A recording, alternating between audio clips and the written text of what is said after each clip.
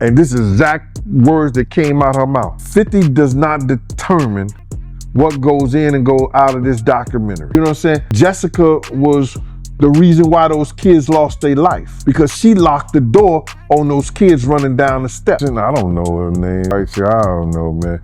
Me and 50 talked like 45 minutes. The producers had been calling me and everything. So this one night, 50 called me up and, you know, they got him on the phone. Me and him was just talking. We was talking about old time shit, you know, sit down with Black Hands, sit down with, you know, with Puff Kids, the whole Puff situation, and this documentary that he's gonna be doing. You know what I'm saying? So I told him that he had no right to talk reason. And then she told me that 50 didn't have the power to do anything, but they using his name to like push the whole documentary. And that's what it was about. The people been getting most of the information from here anyway. Gene Deal makes it clear that his absence from the documentary was not an accident, but a choice. As someone who lived inside the bad boy machine, he occupied spaces most insiders never touched, street operations, security decisions, and moments deliberately kept off record. Removing his voice narrows the narrative and shields uncomfortable truths from public view, suggesting that the documentary chose safety over completeness. Pac and the whole 9 yards, all the stuff that I knew. You know what I'm saying? So we was talking and he sounded like, yo, listen here, they gonna spare no expense with this whole documentary. I said, all right, cool. So what I did was I spoke to Tim and I spoke to Kirk Burrows. And I was like, yo, because I had Tim's number. Tim didn't know how to get in touch with Kirk. Kirk didn't know how to get in touch with Tim. But Kirk was trying to tell me, you know, give him the number with the Tim. I said, nah, I ain't doing that. You know, so I gave one of the producers the number in the whole 9 yards to get in touch with Tim, because I want to see him get money, because I know Tim got a hell of a story with Puff. So then I talked to Tim and I told him, yo, listen here, man, we should go in as a package deal. You know, all three of us, we could tell a hell of a story about this whole documentary. You know what I'm saying? From front to start. You know, and then whatever stuff that they get and everything like that. So yo, let's go in there and asking for 50 a piece. You know what I'm saying? So Tim was like with it, yo, Gene, whatever, you know, go ahead like that. Kirk was like, yeah, okay, cool, Gene. You know, it was like a general census that we was gonna do this in a whole package deal. You know what I'm saying? And then I started speaking to the producers and everything like that, because 50 had told me himself that they was gonna spare no cost in doing this, because he wanted to tell the story and he wanted to tell the story like it was supposed to be told and everything like that. I said, yeah, okay. So then the director, I gotta get her name, man, because it don't even sound. I want to put her on blast, because she was telling me, you know, she was saying to me that Gene describes early conversations that promised a fearless project with no financial limits and no editorial fear. He was led to believe the story would be told in full, without trimming edges or softening responsibility. That vision collapsed once the realities of accountability entered the discussion, exposing a sharp divide between what was promised and what was ultimately delivered. Making a deal, cutting a deal for himself as well as Tim. You understand? And I was trying to get a deal for all three of us. You understand? So that's how them industry cats go. You know, that's what they do. You know what I'm saying? So I'm looking at it like this. So then he called me back again and I told him, like, listen, don't you ever call my phone again, Kirk? You know what I'm saying? Because we had got into it about somebody calling him. He told me Groovy Lou called him and wanted to know why Gene's still doing this to Puff and everything like that. And I mentioned it on the Gene Deal show. You understand? I said something. Then he called me back like I was lying. And listen to me, Kirk. Don't call me about what these clowns and these niggas say right here, bro. And especially don't call me talking about what I gotta fix, when in fact, you know what you told me and you know what our conversation was. You know what I'm saying? So the whole thing about why I'm not in the thing, the lady was talking greasy to me. She had no right to talk greasy to me. And then she told me that 50 didn't have the power to do anything, but they using his name to like push the whole documentary. And that's what it was about. An attempt to present a unified story fell apart when individual negotiations replaced collective truth. Gene explains how private deals fractured what could have been a comprehensive account of Bad Boy's rise and fallout. Instead of alignment, self-interest dictated who spoke, how much they spoke, and what they avoided saying. So that's why you don't see a cameo other than the pictures they used of me on the film in the documentary. I got like 3 or 4 pictures in the documentary that I've seen of myself. You know, some people say they saw more, but I know three different times where I was certain places and you could actually see me in the documentary, and that's the only thing you're gonna get. But the stories that they told in the documentary, bruh, come on. They could have went a whole lot deeper. They could have did a whole lot more. So I ain't in the documentary because that lady that was the director, I think, what's her name? Alex, you know, Alex Stapleton. You know her name, Mighty? Yo, Mighty, just give me 1 second. Give me 1 second. I'm gonna look this up, all right? Okay. Her name is Alex Stapleton. The director that I spoke to was Alex Stapleton. She was the one who told me that she was the director, she was the producer, whatever, this, that, and the third, the whole 9 yards. And she was talking mad greasy to me. And listen here, it's no matter, after you talk that kind of talk to me, it's no amount of money she could have paid me anyway for me to get in there. You know, my story is more too valuable, you know, getting in depth with this whole stuff, and it would have helped that documentary a whole lot. In actually, they used all the stuff that I told them and did it the way that I was saying do it. Tim Dog started off with the childhood with Puff and the whole 9 yards. Kirk Burrows do the business part, but they was trying to put people in there like Mark Curry and other people to talk about the streets or what was going on, you know, a certain thing. But Mark can only say so much, you know what I'm saying, because he was an artist, you know, so he wasn't with Puff like I was with him during that time when we was running back and forth here and there and the whole 9 yards. So, you know, Miss Alex Stapleton is the one reason why I'm not in the documentary, but it's all right with me. I've been in a lot of documentaries. I did The Shine, I did the A&E, I did the Discovery Channel, I did the Fox. So I've been in a whole lot of different documentaries, and I'm always on the Art of Dialogue. So the people been getting most of the information from here anyway. Yeah, man, you always on here, man. Always got to bring you on. So with that being said, man, I want to get right into the documentary, man. How you feel about the documentary, man? The behind the scenes footage they got of Diddy leading up to him getting arrested, and how you feel about all that, man? Well, what I feel about the documentary, they left. The turning point came when Gene was told that 50 Cent did not control the documentary's content or compensation decisions. Despite his name driving the project's credibility, the authority rested elsewhere. For Gene, this revelation reframed the documentary as a brand-driven product rather than a mission-driven investigation. A whole lot of key things out. If they was going to do something and they're going to say in the reckoning of Sean Combs, the reckoning, or Diddy, the reckoning and stuff like that, it should have been a lot of people that we lost because of him. You know what I'm saying? It wasn't only Big, it wasn't only Tupac, you understand? For the atmosphere that he put those kids in. You got a guy named Anthony Wolf Jones, who was from Bad Boy, from its conception as doing security and being one of the financiers of Puff having to have some money to keep Big and Craig Mack around before he got to Clyde Davis. You know what I'm saying? They wasn't able to tell that story because they didn't have no intel on that story or what went down, or they didn't do their investigations right, which he also led up to the reason why Wolf ain't here today. You understand? They didn't tell that story. They didn't tell a story about Jessica Rosenbaum, who was at the City College situation. You understand? When it was Puff, Heavy D, and Jessica. You know what I'm saying? Jessica was the reason why those kids lost their life, because she locked the door on those kids running down the steps. You understand? You could see her name in a news article, but they didn't mention nothing about her taking place, but they try to put Heavy D, God bless the dead, out there and they put Puff out there.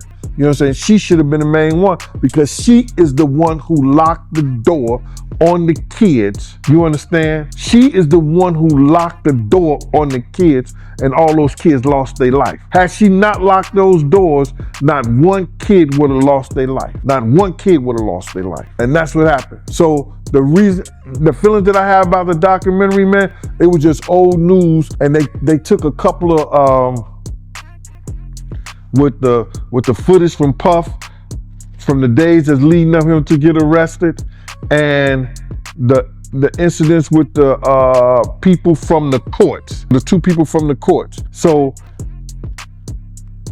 it was nothing new. It was put together pretty good, But it was nothing new that we didn't know. It is nothing new that we didn't know, bro. And they could have did a whole lot better. They could have got into the fact if they was talking about they was going to, they was going to spend some money on it and stuff like that. They could have got into the fact of who actually made that payment, because they put it all in the documentary. Who made that payment to get Tupac eliminated? If that was the payment that they had alluded to. So, like in the documentary, it's all right, bro. You know what I'm saying? But you watch it once, it don't get no second look. It don't get no second take. It ain't nothing like say, yo, I gotta go see that shit again. Gene argues that the documentary deliberately avoided stories tied to death, negligence, and long-term consequences. He points to individuals who lost their lives and environments that were allowed to spiral unchecked. By excluding these chapters, the film reduced a reckoning into a curated recap, leaving moral accountability unresolved. I think Puff cutting security for the outside is a big part. Second of all, the college should have had their security there, and you didn't see none of the college security. And the college should have let the police department know that it was a function of that magnitude that was coming. So it's Diddy and the college and the security and the school.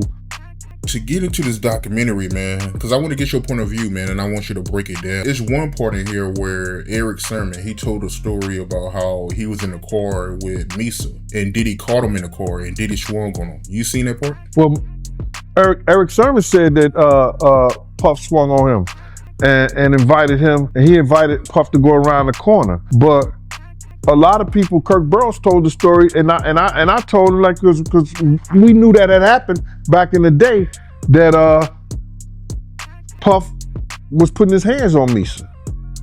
You know what I'm saying? I used to bodyguard Misa, brother. You understand what I'm saying? I used to bodyguard Misa. You know, after I stopped working for Puff and everything like that, I started working. Misa wanted to still be out. Misa still wanted to go to places. Misa still wanted to be out and about. So she said, Gene, would you look out for me? I said, Misa, you can't afford me. She said, Gene, it's only gonna be for a couple of hours when I go out and stuff like that. I know he not gonna do nothing if he see me with you. You understand what I'm saying? So I said, all right, cool. All right, Misa. All right, so if I come out for a couple of hours and stuff like that, every time I come out, Misa, it'll be $200, $250 for a couple of hours just for you, Misa. So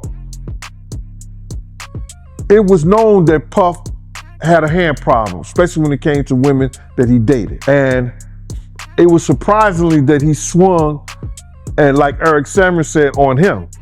You understand? And then went to listen to some music. That shit was crazy to me. So my whole thing about it is that the Eric Sermon shit, and then he went to listen to Juicy after Nick swung on him. That's some industry shit, bro. You know what I'm saying? That's some crazy industry shit. The whole thing about when he's talking about the Misa part being in his car and everything like that, and that was the part whereas that Puff was putting his hands on Misa, and he should have whooped his ass right then and there. You know, no matter if Misa was just in his car chilling or whatever. You know what I'm saying? She chilling with me. I'm responsible for that. I'm gonna be responsible for her. Do it some other time. I don't care if it's your girl or not. If she in my car right now, you understand, and she chilling with me, and she a friend, you ain't gonna put your hands on her and beat her like Puff was doing her. Nah, not at all. And I think that, you know, he should have took responsibility for that more so than he took responsibility of hearing a Biggie tape or Biggie music. You understand? And speaking of Misa, how you heard about the comment she made about you today? Speaking as an eyewitness to the City College tragedy, Gene rejects the documentary's portrayal as incomplete and sanitized. He recalls security being cut, doors being locked, and chaos unfolding in ways that were entirely preventable. His account challenges the version deemed acceptable for public release. Bruh, I saw that today. Somebody sent me that shit today, man. And my whole thing about it is, Misa, how am I harassing you? I've never harassed you. I've always been a protector of you so far until now. You understand? For you to go and try to snake that whole situation and saying, I'm the reason why you being harassed. No, your ex is the reason why you being harassed. You understand? Your ex is the reason why your son is the way he is. You understand? You know what I'm saying? This is what happened, and I'm gonna let you know. Another YouTuber, one or two, came out and said that Justin is Wolf's father. Wolf is Justin's father. Another YouTuber came out and said that Wolf is Justin's father. Wolf is a former bodyguard of Bad Boy that was murdered by an associate with BMF. So now, I never said nothing, yay, nay, or whatever. Me and Puff is beefing. You understand? I'm not gonna come out and play Super Saver or anything. You understand? I ain't got nothing to do with it. I might allude to, maybe he is, maybe he ain't. He shoot motherfuckers in the studio. Wolf was that type of dude, so I didn't say nothing. But I know the difference. I know that he wasn't, because they had a blood test. They had they did that paternity test and shit like that to prove that Justin was his son. Puff was mad the whole 9 yards because he had to pay Misa a large amount of child support, which he was starving her at first. He wasn't doing nothing for his son. That's why Suge Knight took that picture of Misa and Justin when he was hugging Misa, saying what the East Coast won't take care of, the West Coast will. You understand? I told everybody about that whole picture, and then everybody said I was lying and shit, and then somebody released Suge in the same clothes that he took that picture in, playing with Justin on the floor. You understand? So now, Misa is mad at me and upset with me because I didn't clarify that. You understand? It wasn't for me to clarify, Misa. I ain't harassed you not one time. I ain't harassed you when you owe me $750. I let it go. You've been having the money allegedly to pay me. You know what I'm saying? You got to deal with MCM. You could have sent me a bag. You could have did anything to make it good. But you just said, F it. Now you being harassed by Gene Deal. Gene Deal ain't never harassed you, Misa. I used to save you because you was so afraid that when you was out here giving it up on both sides of the panties, trying to feed your kids, that Puff was going to find out. You know what I'm saying? About them down south niggas. About them NOLA niggas. Should I go on being harassed? Come on, Misa. You could do better than that. You could do better than that, Misa. You know I ain't harass you. I ain't tell none of your secrets. I ain't say nothing about you. But you want to put it out there and play a victim. It's Puff fault all this shit is happening with Justin. It's Puff fault all this shit is happening with you. You remember, Misa? When he was mad over them NOLA niggas? Y'all know who them NOLA niggas is, them New Orleans niggas. I'm gonna leave it at that. Because I ain't gonna put that man business out like that. Oh, baby. Gene describes a pattern of unchecked aggression and control that insiders recognized long before it became public discussion. These behaviors, he insists, were not isolated incidents, but part of a broader culture of intimidation. The documentary's limited engagement with this reality weakens its claim of honesty. She knew he was doing the freak-offs, but do I believe she knew he was allocating different monies to different places and which way it was going, which offshore accounts, which Swiss banks accounts, and all this shit was going in? Nah. I think she just was enjoying the fruits of the labor. But why you believe she knew about the freak-offs?